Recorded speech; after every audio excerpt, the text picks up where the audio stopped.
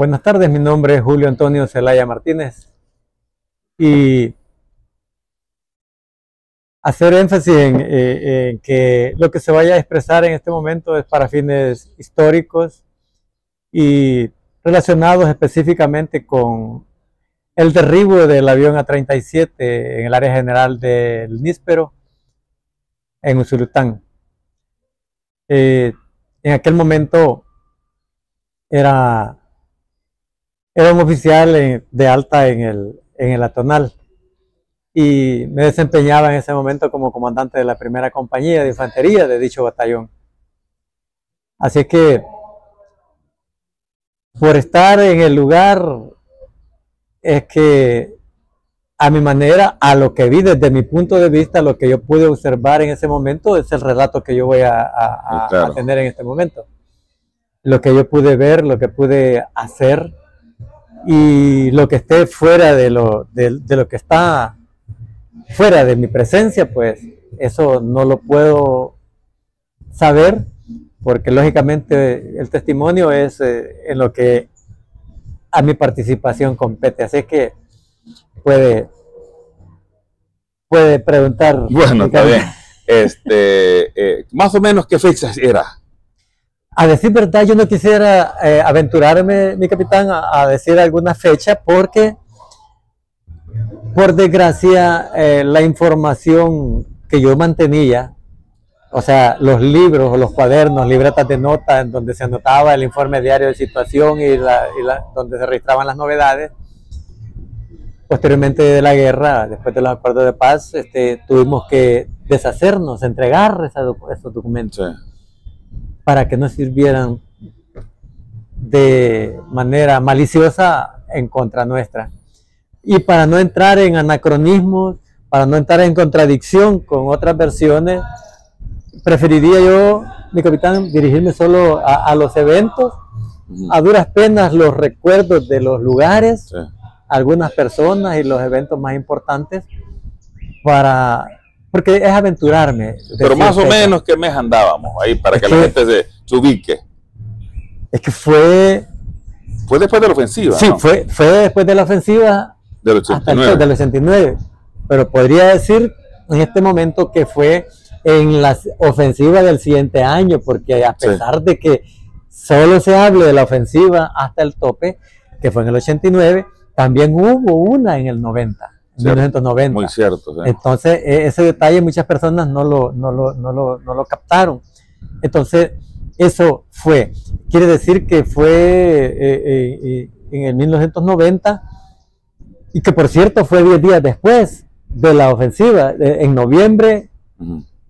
En cierta fecha de noviembre, me parece que fue el 11 de noviembre, que en el 89, sí, y como 9-10 días después, en el siguiente año fue otro intento, otra ofensiva, 90, digamos, sí. Entonces, estamos hablando de que ese derribamiento ocurrió posteriormente al poco tiempo después del 20 de noviembre de 1990, porque yo relaciono las fechas, sí, los eventos. Eso fue lo que ocurrió. Así lo puedo expresar para no entrar en contradicción con problemas de que no calcen las fechas. Sí, está bien. Sí. Sí. Bueno, ¿en qué área está usted? Nosotros yo estaba en un proceso de entrega de mi compañía, se la estaba entregando a un compañero suyo, se la estaba entregando, como dije antes, la primera compañía de fusileros. Yo la había tenido un poquito más de un año, como 14, 15 meses. Y se la estaba entregando a Michal y Emir, a su compañero, García Jiménez. No, García. ¿Sí, García Jiménez? Sí, García Jiménez. Sí, García Jiménez. Sí. A él se la estaba entregando. Y la entrega es Wilson, sí, Edgar Wilson García Jiménez. Sí. ¿Pero le estaba entregando por qué razón? ¿Usted iba trasladado? No, yo no sabía, pero no creía porque estaba recién llegado, tenía poco tiempo, como menos de año y medio tenía de estar en el batallón. Y yo siempre estuve mucho tiempo en las unidades, fui estable. Entonces, el asunto es que me ordenaron entregarla y de repente se incorporó a la unidad Michal Emir y comencé a entregarle en el terreno, en los ratos de descanso, fusil por fusil, serie por serie, y él con el inventario que lo había traído de la sede para el terreno. comencé a entregarle. Entonces, el punto fue que, como lo primero que le entregué fue al personal, con listas ahí, Sí. reuní las listas que andaban los subsargentos y el otro oficial que andaba con nosotros, el teniente Caníbal. Resultó que comencé a entregar, y lo primero que entregué fueron al personal. Sí. Después los fusiles, que era lo siguiente más importante. De ahí el material de guerra, de ahí el material de intendencia, pues era fungible. Estaba ahora y no estaba 3 meses después.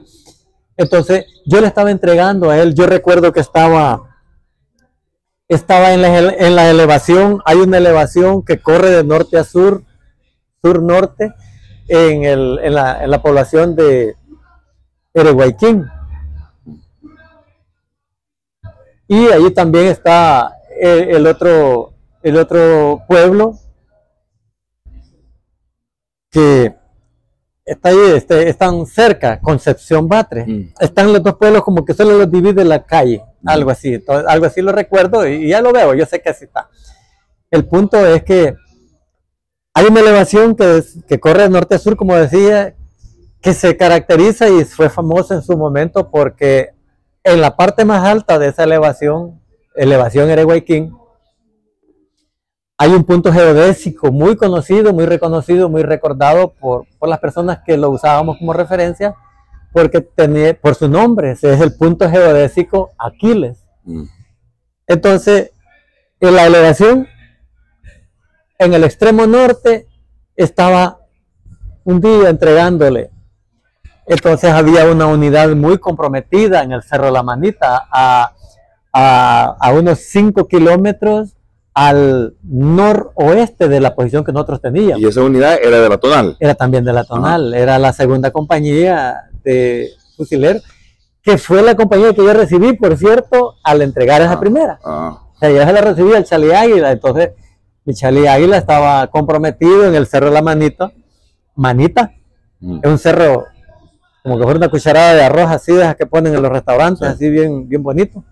Tenían fuerte combate él ahí. Sí, él estaba en el cerro y en la elevación, en la cúspide, pero al momento como que ellos iban a bajar bajando por las faldas del sector sur, tuvo problemas para bajar y el FMLN lo tenía pues, prácticamente comprometido.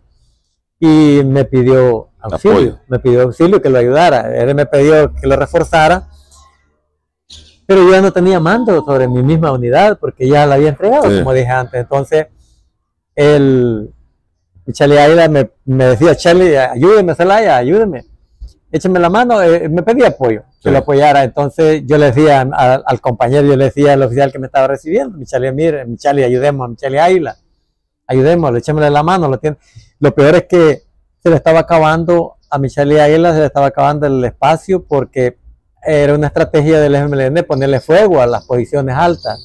Entonces estaba incendiándose el cerro y ese cerro era buena parte, o sea, el contorno estaba agarrando fuego porque era época de que la maleza estaba seca. Como era verano, ¿verdad? Sí, era verano. Entonces yo le decía a mi Charlie, mira, apoyemos a su compañero, mi Charlie, apoyémoslo. Y él me decía, no, entrégueme la unidad porque esto es urgente. A la larga quizá tenía razón, pero era prioritario la seguridad del resto del personal. Sí. El punto es que en el desarrollo de las acciones se hizo presente un avión A-37B en apoyo a la unidad que estaba comprometida. Sí. Nosotros vimos pasar en su momento, oímos el ruido y vimos el A-37, yo lo vi. Entonces pasó haciendo el reconocimiento del lugar y comenzó él, fue a dar su vuelta, fue a hacer su patrón de tráfico por donde le creyó conveniente y comenzó a atacar al enemigo, el avión. Entonces, desgraciadamente, su primer ataque lo hizo en dirección de oeste hacia el este y dio vuelta y atacó la segunda vez y última vez, atacó de este hacia el oeste, o sea que iba y regresó, sí, 2 ataques, pero en el segundo ataque que hizo fue un ametrallamiento, fue alcanzado. Bueno, Yo estaba haciendo lo mío, estaba entregando, Sí. pero de repente alguien se expresó con malas palabras y dijo, miren, algunos comentaron, yo estaba en lo que estaba entregando, como repito, yo no vi un misil, no vi un chorro de humo blanco detrás de la 37, pero sí vi en la 37 que de un lado, si no mal recuerdo, el lado derecho, de la turbina del lado derecho, iba expidiendo humo negro. Y lo vi que se fue bajando, con dirección hacia el oeste, y lo vi ocultarse de los árboles. Y a los pocos segundos, una explosión, un sonido hueco, Sí. y una humareda que aparecía allá. Cuando me dijeron eso, yo vi el avión, no vi paracaídas en ese momento. Mi atención fue a la aeronave. Sí. Y de repente me dice el operador que tenía una llamada por radio, que era del oficial de operaciones del batallón Atonal, y me dijo, rescate el piloto, y no permitan que el enemigo lo agarre. Con sus palabras me lo dijo el señor oficial de operaciones. En ese momento ya no me importó que estuviera el superior mío ahí. Sí. Yo le guardaba mucho respeto a él, no lo conocía, pero siempre respetaba a los superiores. Entonces yo le dije ordené a la unidad que me siguiera y salimos corriendo cada uno a su velocidad. Ya no en orden táctico, digamos. No, ya era Sí. a quien llegue primero. Sí. El punto es que en el camino, desde donde estábamos, repito, extremo norte de la elevación de Erehuayquín, hasta ese lugar habían unos 5 kilómetros quizás.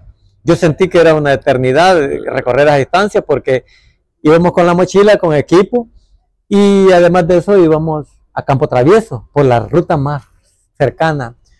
Pasamos por alambrados, pasamos hasta por los dominios de un tremendo, porque yo no se lo he dicho a usted en los comentarios previos, pasamos por un toro enormemente bravo, tremendamente grande la amenaza.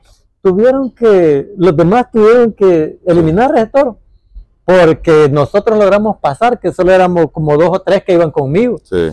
que eran los que se me pegaron. Sí. Por la condición física, yo iba adelante y ahí iban conmigo los mejorcitos, dicho sea de paso, ¿verdad? Entonces, resulta que llegamos hasta el lugar del impacto, pero el lugar del impacto del avión encontramos lo que es lógico encontrar en esos casos.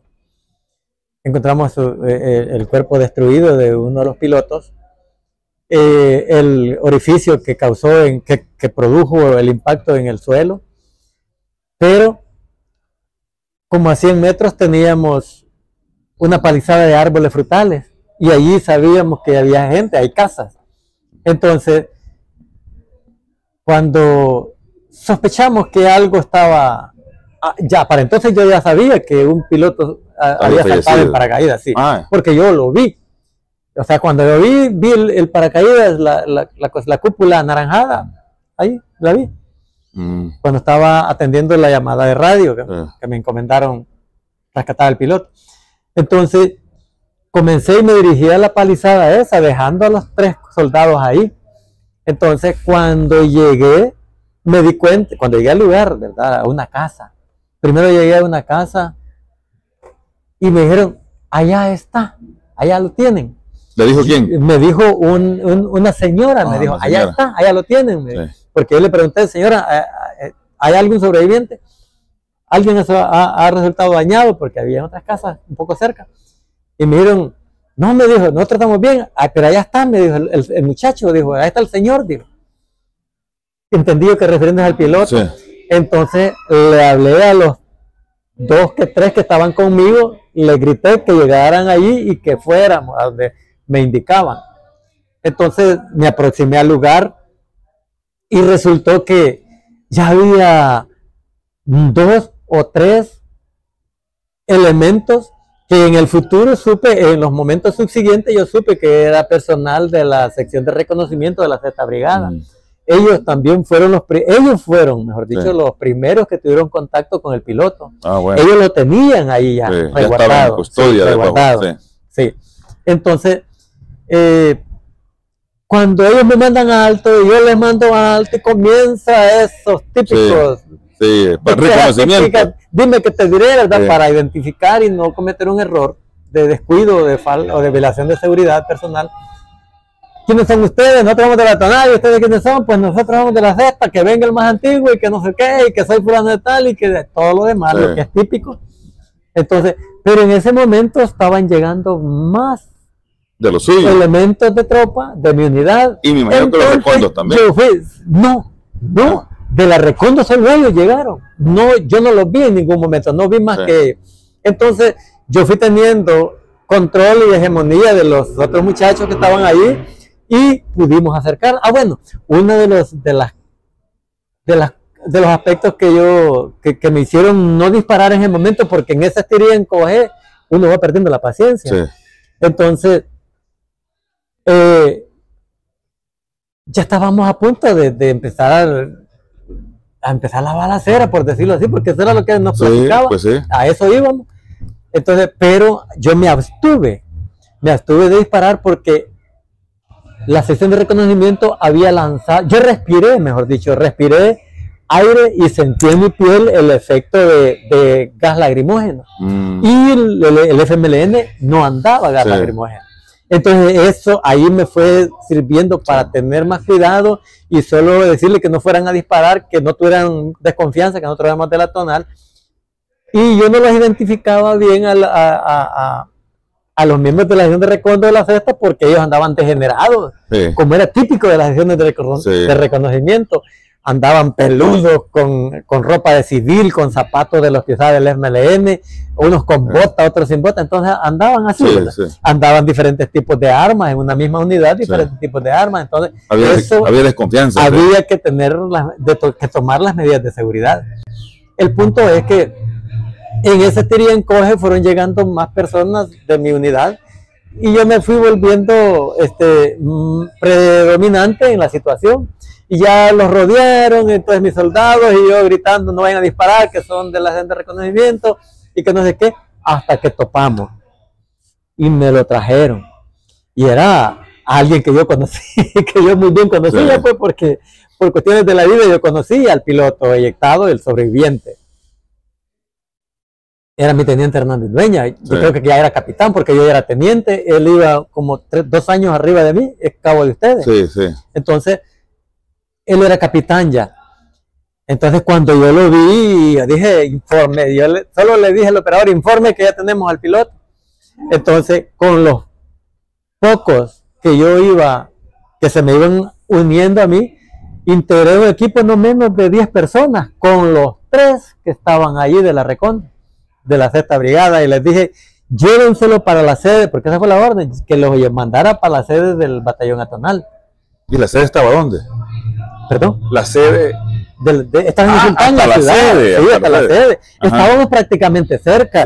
Del Nisperal a Santa Elena, como 2 kilómetros y algo. De la Santa Elena a Santa Marta, a Santa María, otros 2 kilómetros. Y Santa María está pegado a la ciudad, pegado a la carretera panamericana, a la carretera litoral, del litoral. Entonces eran 5, 6 kilómetros, 7 kilómetros que hubieran sido a carrera abierta, como era necesario hacerlo. Iba a ser, el único atraso iba a ser algún soldado que no pudiera mantener el paso, o el piloto que no pudiera mantener el paso, pues, pero la orden era llevarlo urgentemente.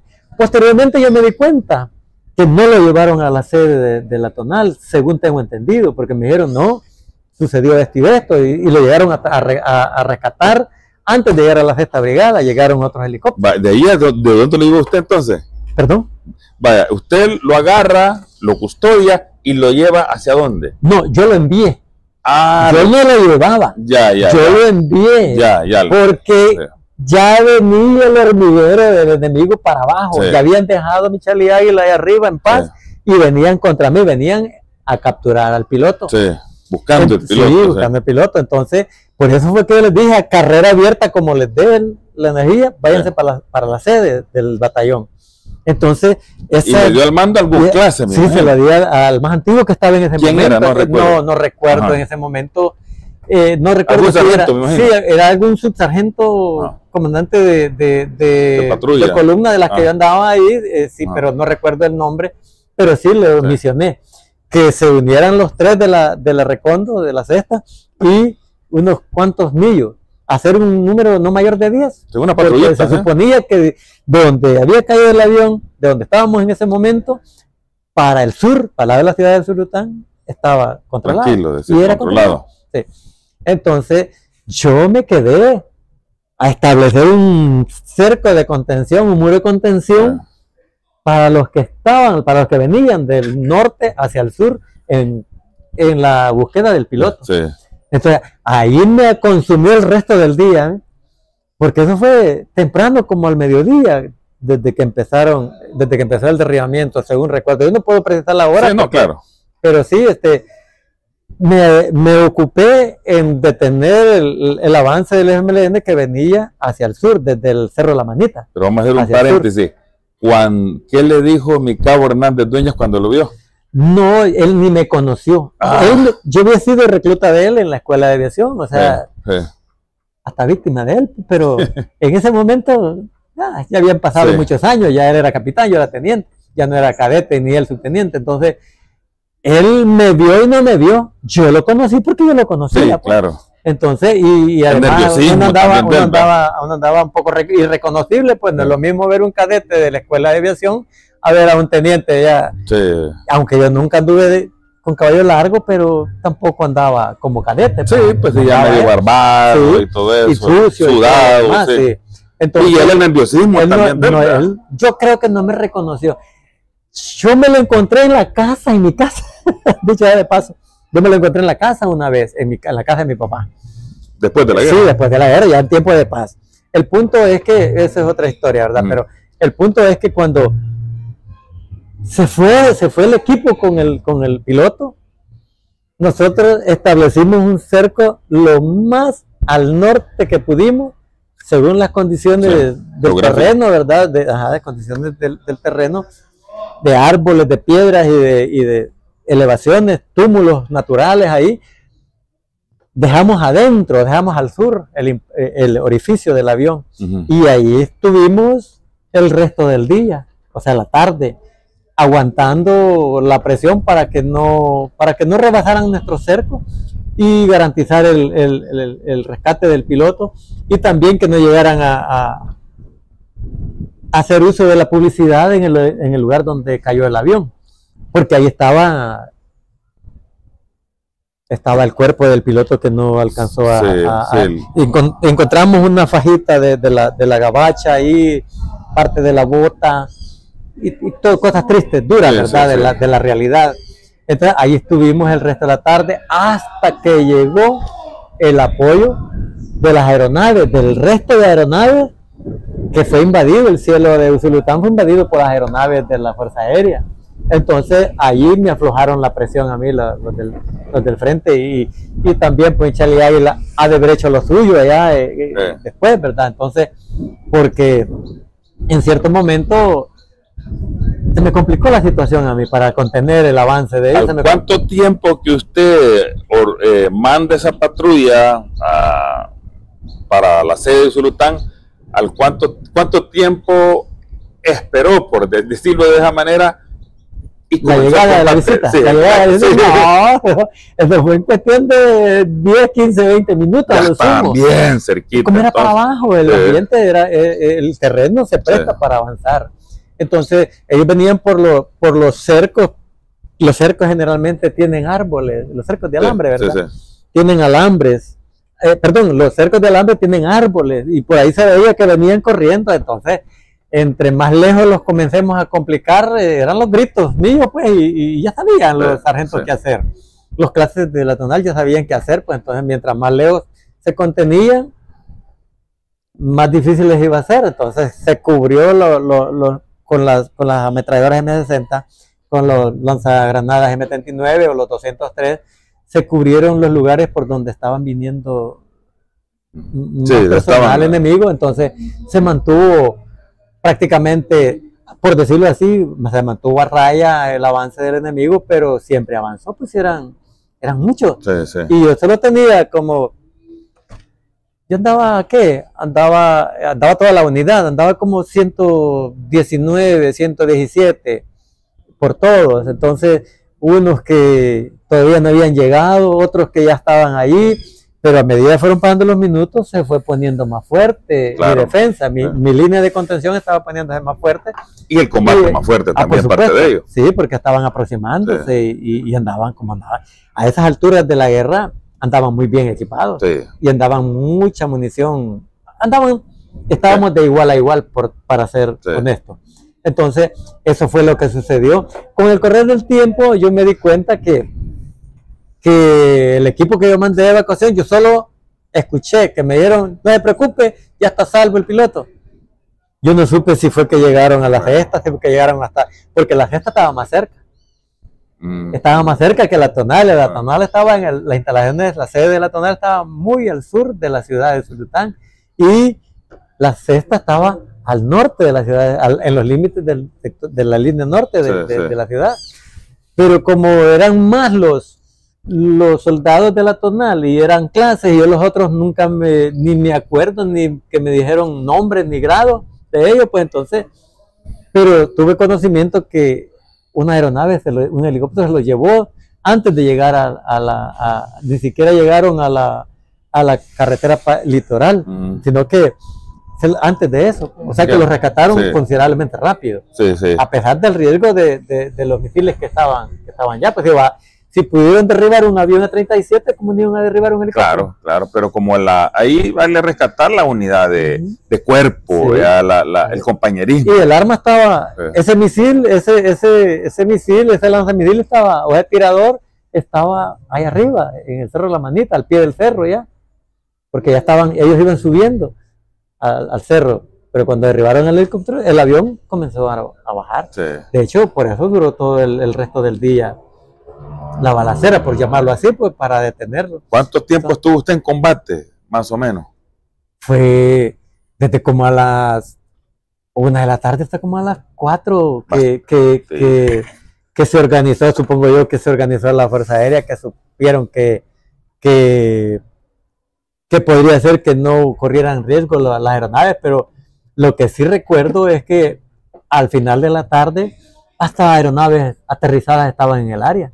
Helicópteros, de todo tipo de helicópteros, porque habían funcionando Lamas, Alouette, UH-1H y UH-1M, estaban aterrizados ahí. Alrededor, imagino, de la nave. En los alrededores del impacto. De la nave derribada, digamos. Sí, así fue. Y comenzó a soltar la presión cuando llegaron las naves a apoyar, a bombardear ahí. Lógicamente, eso es lo que yo decía en ese momento, me liberó la presión que yo estaba recibiendo, porque en ese momento, por lo menos así lo percibo yo, en ese momento yo sentía que estaba solo, que no había otra unidad apoyándome, pero supongo yo que la unidad que estaba en la cima del Cerro de la Manita ha de haber hecho lo suyo. No tuve oportunidad, nunca se lo pregunté al señor oficial qué hizo o qué, pero lo que sí recuerdo fue que la presión se me liberó cuando las aeronaves empezaron a atacar de todas direcciones para liberarme, para soltar el combate que yo tenía. El amarre que teníamos estaba bastante difícil, en desventaja para mí, porque yo prácticamente había pedaceado la unidad, primero porque se habían quedado con el comandante nuevo, con el comandante de compañía nuevo, con Michel Emir. Pero muchos que todavía me fueron leales, por decirlo así, me siguieron.